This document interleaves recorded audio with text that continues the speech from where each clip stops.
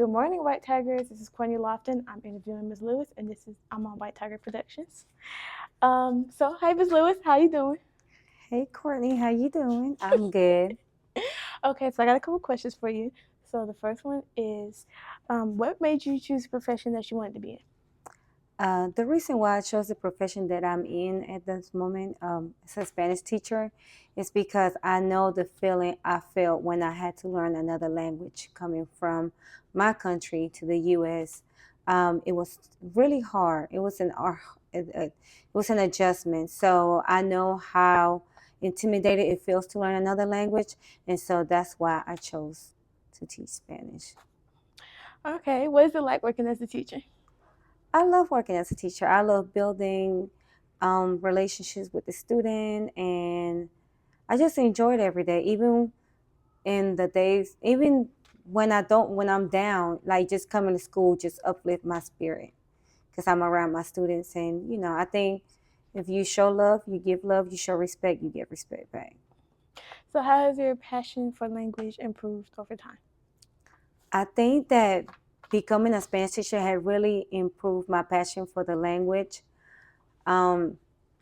Because it gave me like an idea of what I needed to do in order for my students to get it and understand it and not feel intimidated or scared, because learning another language is very scary. But yeah, that's. So what are your teaching strategies? Like, how do you get students to engage in your classes? We do fun activities. We do like interactive activities, whether it's through, there are different ones. Like I love to use Spanish dictionary. I also like to use Blooket whenever I have an assessment from a lesson that we learn through the week. And I'll build my own Blooket, or I can build it through Spanish Dictionary. And then they have like different game activities that we can do, or game modes, and they love to do that. So it kind of not only is fun, but also it helps them retain what they learn. So how do you motivate your students to keep learning the language, like when it gets hard for them? I try to just encourage them, like, because there are students who would like to, they just take it because, okay, it's part of high school, I need to take it. But I try to like motivate them and let them know, like, in the US, Spanish is the second most, the second language most spoken in the US. And so, and I also, try to like, let them know that there's so much opportunity if you are bilingual, whatever language you choose, whether it's Spanish, French, Germany, whatever it may be. But because Spanish is like the second most spoken language in the US, I think Spanish is a good choice. And that gives them an opportunity, opens doors for them when they go out there in the real world after high school. They may not see it at the time because they have to take that for credit in order if they want to go to college. But it really is an opportunity that especially if they take it really serious, and not only do what the work in class supposed to be, like if I assign an assignment or I give you anything, like you learn that, but continue it after. Like you have to continue to be able to grow in the language. So do you still feel like you need growth in your teaching strategies? I do. I'm always willing to learn and grow.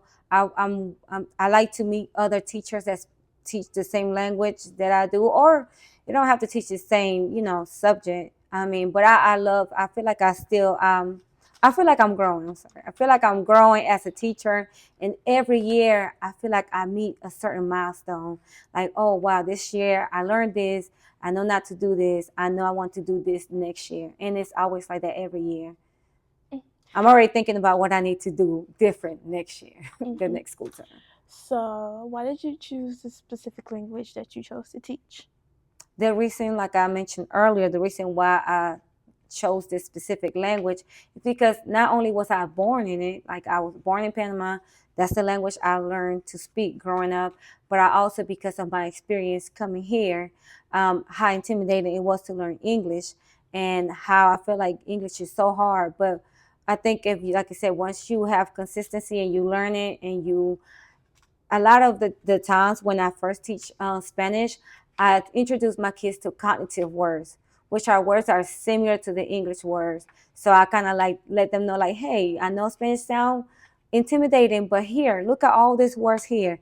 They're the same as in English. Some of them might be a little bit different at the end. You might have to change a little vowel here, a little consonant here, but it's a lot of the words you are already familiar with. You just don't have the pronunciation. Mm-hmm. So how do you use differentiation in your classes? I tailor my instructions and my lesson plan based on the ability of the student, their learning abilities. Okay. So what makes a good foreign language teacher? I think someone that is willing to learn with their students, because I speak Spanish. The things that I'm teaching you is things that I know pretty much what I'm doing. But there are times, even when I'm teaching, when the students will catch me like, Miss Lewis, this is, like I might have made a mistake. And to me, I take that as they're paying attention. I don't never take it as disrespectful or like I'm embarrassed for not, for messing up, because I'm human.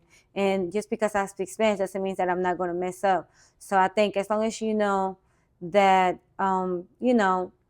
you can be relatable. You know what I'm saying? I feel like that's what makes me a great teacher. You have to kind of be relatable and build that relationship with students and know that when you make mistakes, it's okay. You can just, fix it and make it better for the next time.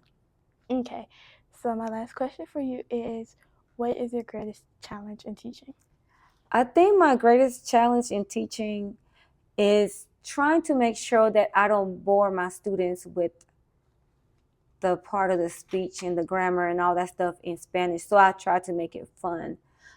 Because learning a language can be boring if you're just sitting there and going over the grammar all the time. But I think if you're going over the grammar, in any language, you want to make it fun. You want to have fun activities so they can engage. Okay. Well, thank you for doing this interview with me. This is Courtney Lofton signing out.